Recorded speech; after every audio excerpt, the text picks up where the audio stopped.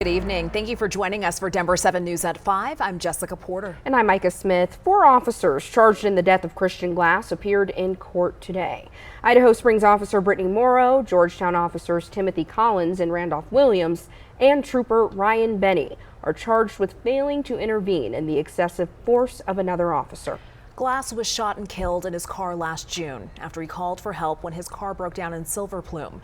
When first responders arrived, he told them he didn't want to get out of the car. His parents say he was having a mental health crisis. Denver 7's Russell Haythorne spoke with Glass's parents outside the Clear Creek County Courthouse today.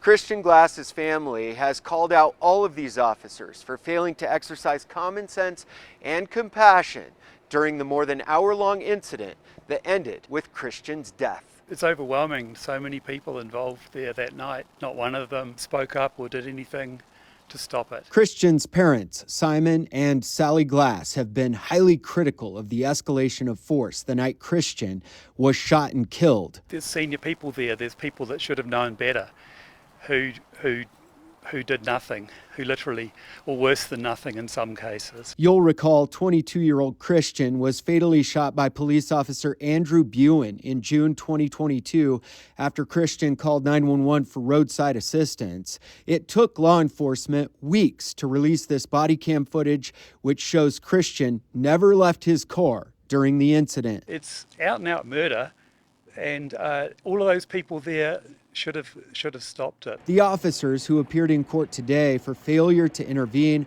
are all being arraigned under a relatively new law in Colorado designed for officer accountability. You must stop your fellow officer from breaking into the vehicle, from tasing them, from shooting them with beanbags. So far, various agencies have paid out $19 million to the Glass family, the largest police settlement in Colorado history. How can they outlay that much money in tax dollars, yet not take action against the officers? We didn't lose Christian. He was deliberately murdered.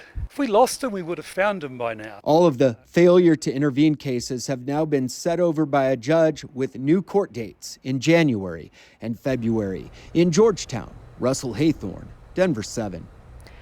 As for the former Clear Creek deputies charged in Glass's death, Kyle Gold was sentenced to 2 years probation and won't be able to serve as a law enforcement officer again.